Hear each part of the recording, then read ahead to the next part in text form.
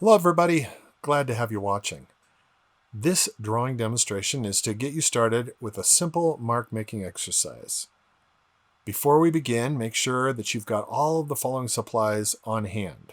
Paper, a range of sharpened graphite pencils, I have them from 2H to 6B, charcoal pencils, micron pen, ruler, plus a kneaded and white vinyl eraser. Now, it may seem a little silly to start a drawing class with such a simple task, but this is really all that drawing is. Simply making marks. Sometimes those marks resemble something, sometimes they don't. Writing is basically a drawing exercise where we make marks on paper that represent the shapes of letters, and when we string them together, they create language, and we can tell stories with it. It's also nice to remove the idea of representation for a while, and let's just focus on the understanding of the creative possibilities that our tools will make.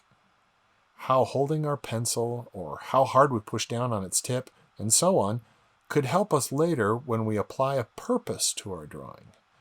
In fact, there have been many artists in the past who have built a lasting creative practice of just exploring the possibilities of mark making. Also, this is the kind of practice that can be a lifelong exploration for you, and a sketchbook is a great place where you can do that. This exercise will feed into a second mark-making project, so when you're done, make sure to hold on to your drawings. Don't throw anything away.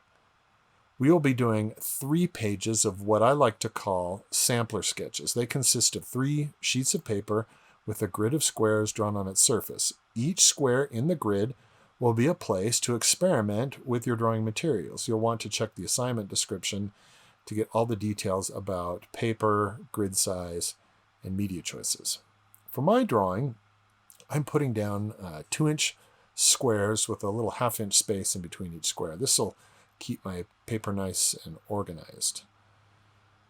In this video, I will only be demonstrating graphite, but this same process can be repeated for each of the media that I've chosen, that is charcoal and pen.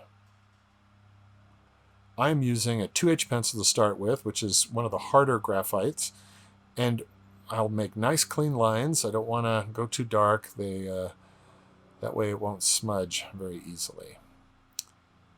Also, hey, when you're drawing your grid, you'll want to draw lightly. This makes it easy to erase your mistakes.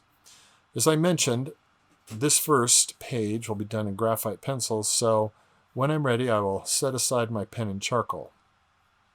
Graphite comes in a variety of hardnesses, with the H pencils being hard and the B pencils being soft. HB is kind of set in the middle.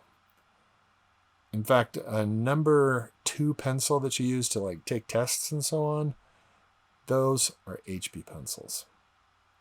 The softer the graphite, the darker the marks. That's easy to remember. I don't know why B represents soft and H hard, but there it is.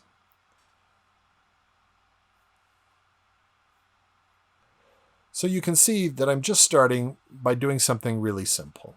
I'm just kind of doing scribbly marks, not really thinking too much about what it can do.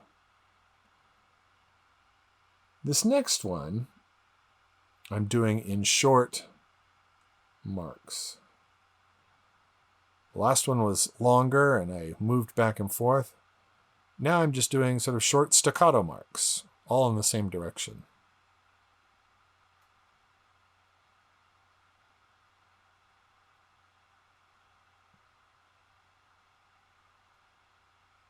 You know, I don't have to hold the pencil like I am writing.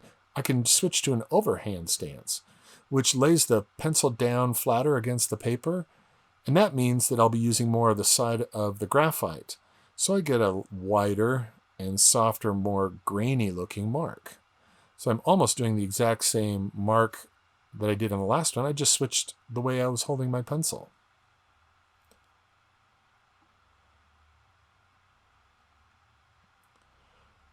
The more squares that you fill out, the more you'll have to be creative in what kinds of marks you can make. I'm switching up to a softer pencil here, and I'm just doing kind of a meandering line, like a little scribble, using that overhand technique. I'm pushing harder in some places and softer in others. And because I'm keeping my pencil sort of at the same angle, I get these sort of thin and thick lines depending on how I move that pencil. That's kind of cool. Now I'm switching it back to that sort of technique of holding it like as if I were writing something. And as I draw the pencil down, I'm changing the pressure. So I'll push hard and then soft and hard and soft as I draw these parallel lines.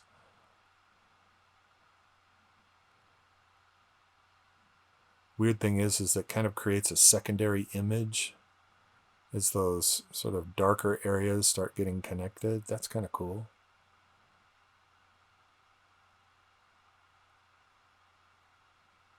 Now you want to fill each square completely.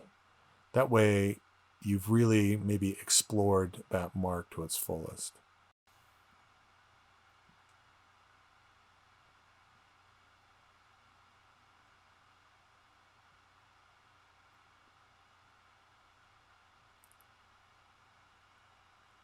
Now, as you continue to fill more and more squares, it might be hard to come up with something. Don't go about editing yourself. If an idea comes to your head and it seems stupid, that's okay. Fill the square with that mark making and move on. Sometimes you need to get them out of your system. Another thing you can do is to look at what other people have done and try on their technique. So here I'm just doing simple dots, not that big of a deal. You can involve a tool if you'd like. So a ruler is a really great tool that can make interesting marks. Right? It makes things a little bit more precise. And to just make it a little bit more interesting, I decided to adjust the pressure as I drew these straight lines. So there's all sorts of tools you can use: circle templates, triangles. You can trace around objects, see what kind of marks come out. Really, the idea is what if? What if I do this? How will it look? What if I do that? What kind of result will happen?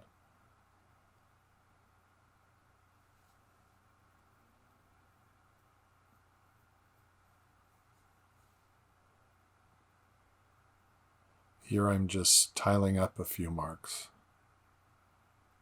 Be creative. Easy to say, right? So much of creativity is actually work. Just sitting down and doing it. Not thinking too much about it, but making the thing. That really helps. If you think too much, oftentimes you'll not do it. You'll spend all your time thinking.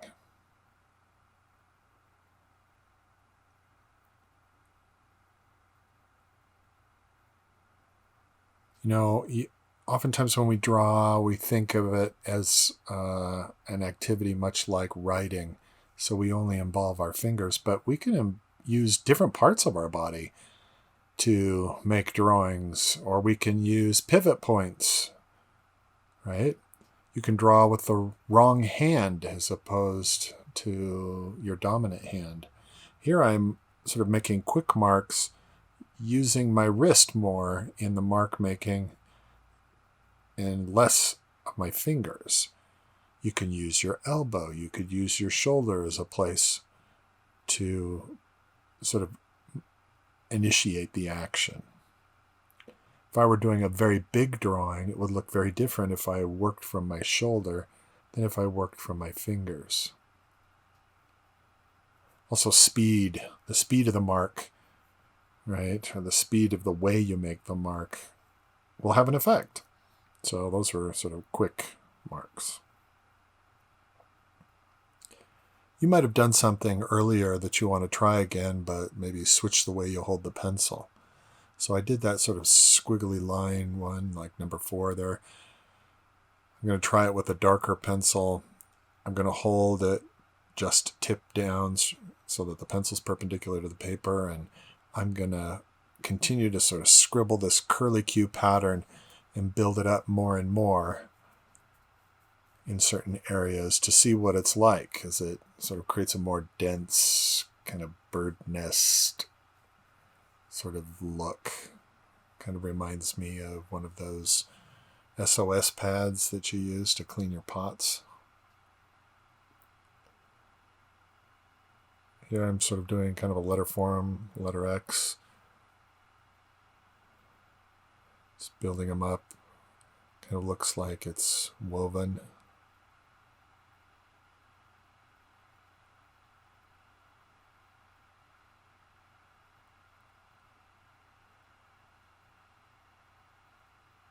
It would look very different if I spun the paper as I did that. Right? That's another thing you can do, is adjust the way the paper is on your drawing surface. It doesn't have to be stationary. Another thing that you can use, tape. So this is just painter's tape. Now, it's a low-tack tape, but there still is enough stickiness on the backside that if I'm not careful, it will peel up the paper. So I sort of stick it to my clothing and touch it a lot with my fingers, and that adds some lint and things so that when I go to peel it off, I won't rip my paper. Just sort of coloring in between and peeling it off, and I get a different effect.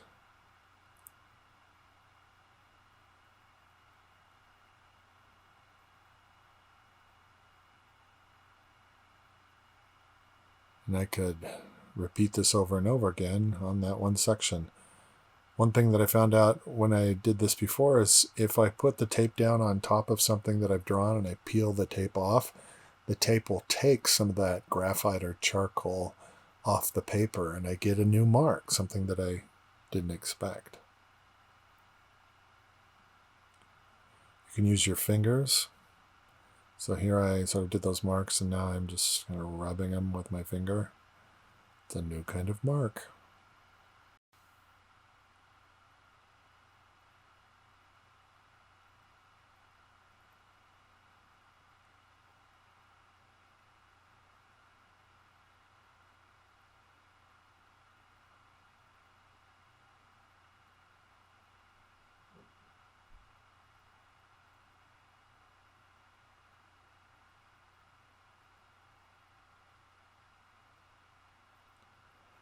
Now, after I finished up all my series of squares done in graphite, I will switch to charcoal, do another set of squares, and then I'll finish off maybe by doing a number just in micron pen. Each of your items will work differently. Oh, I forgot to mention, erasers are a great way to make marks or to remove marks, and thus you make new marks. So those are awesome.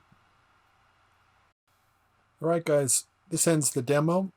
Now go get your materials out and try this for yourself. Good luck.